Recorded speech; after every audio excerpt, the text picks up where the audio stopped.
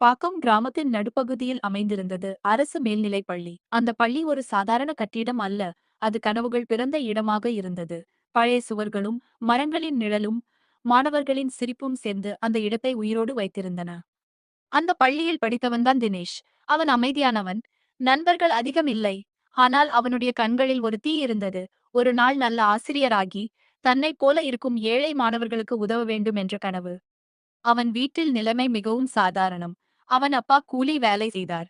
அம்மா வீட்டு வேலைகளுடன் சேர்த்து பிற வீடுகளிலும் வேலை செய்தார். பல நாள்களில் இரவு உணவு கூட சுலபமாக கிடைக்காது. ஆனால் அந்த சிரமங்கள் தினேஷ் பலவீனமாக்கவில்லை, மாறாக அவனை இன்னும் வலுவாக மாற்றின. ஒவ்வொரு நாளும் பள்ளி முடிந்து வீடு திரும்பியவுடன் அவன் புத்தகங்களை எடுத்துக்கொண்டு படிக்க ஆரம்பிப்பான். மின்சாரம் போய்விட்டால் மெழுகுவர்த்தி வெளிச்சத்தில் படிப்பான். சில சமயம் தெருவிளக்கின் கீழும் படித்தான். ஒரு நாள் பள்ளியில் தலைமை ஆசிரியர் அறிவித்தார், அடுத்த வாரம் அறிவியல் கண்காட்சி. எல்லாரும் ஒரு புதுமையான யோசனையுடன் வரணும். அந்த அறிவிப்பு எல்லோருக்கும் உற்சாகம் அளித்தது. மாணவர்கள் குழுக்களாக சேர்ந்து பெரிய பெரிய திட்டங்கள் பற்றி பேச ஆரம்பித்தனர். ரோபோ, சோலார் சிஸ்டம், மின்சார கார்கள். ஆனால் தினேஷ் அமைதியாக இருந்தான். அவன் மனதில் வேறு ஒரு யோசனை. நம்ம கிராமத்துல தண்ணீர் பிரச்சனை தான் அதிகம், மழைநீர் வீணாகிறது, அதை சேமிக்க முடியுமா என்று அவன் யோசித்தான். அந்த யோசனை அவனுக்கு மிகவும் பிடித்தது. அவன் வீட்டில் இருந்த பழைய பிளாஸ்டிக் பாட்டில்கள், கார்ட்போர்ட் பெட்டிகள், உடைந்த குழாய்கள் எல்லாம் சேர்த்து ஒரு மாதிரி செய்ய ஆரம்பித்தான். அவன் வேலை செய்வதை பார்த்து அம்மா கேட்டார், இது என்னப்பா? அவன் சிரித்தபடி, மழைநீர் சேமிக்கிற மாதிரி அம்மா, இது நல்லா வேலை பண்ணும் என்றான். அம்மாவின் கண்களில் பெருமை தெரிந்தது. நாட்கள் கடந்து போனது. இரவு நேரம் தூக்கம் வந்தாலும் தினேஷ் தன் வேலை நிறுத்தவில்லை.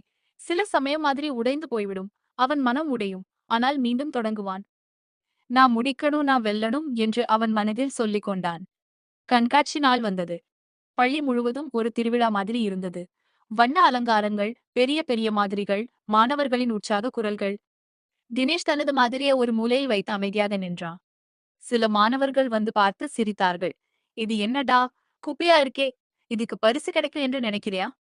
அந்த வார்த்தைகள் அவன் மனதை ஆழமாக காயப்படுத்தின. ஆனால் அவன் மன உறுதியை உடைக்க முடியவில்லை. ஆனால் அவன் எதுவும் சொல்லவில்லை. சில நேரத்தில் நீதிபதிகள் வந்தார்கள்.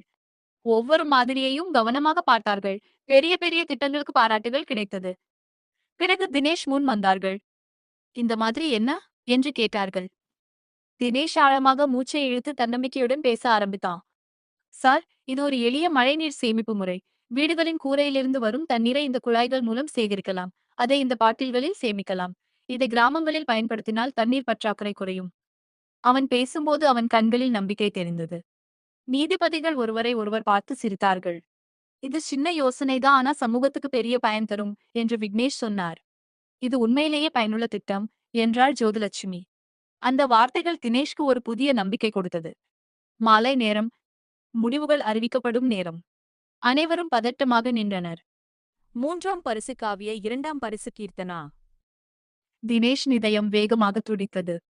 முதல் பரிசு, இந்த ஆண்டின் முதல் பரிசு, தனது எளிமையான ஆனால் பயனுள்ள யோசனைக்காக. தினேஷ் ஒரு நொடிக்கோ நம்ப முடியவில்லை. அவனுடைய பெயர் மீண்டும் சொல்லப்பட்டது. அந்த நேரத்தில் அவன் கண்களில் கண்ணீர் வந்தது. அது சோக கண்ணீர் அல்ல, மகிழ்ச்சி கண்ணீர். அவன் மேடைக்குச் சென்றான். பரிசை பெற்றான். அவனை கேலி செய்த மாணவர்கள் இப்போது கைதட்டினர். ஒரு ஆசிரியர் அவன் தோளில் கை வைத்தார். நீ ஒரு நாள் நல்ல ஆசிரியராக மாறுவாய் என்றார். அந்த வார்த்தைகள் அவன் மனதில் பதிந்தது. அந்த நாள் அவன் வாழ்க்கையை மாற்றியது.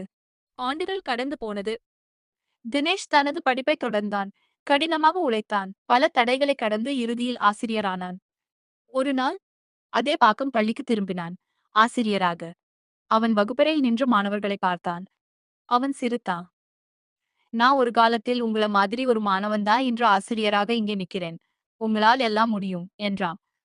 மாணவர்களின் கண்களில் ஒரு புதிய கனவு பிறந்தது.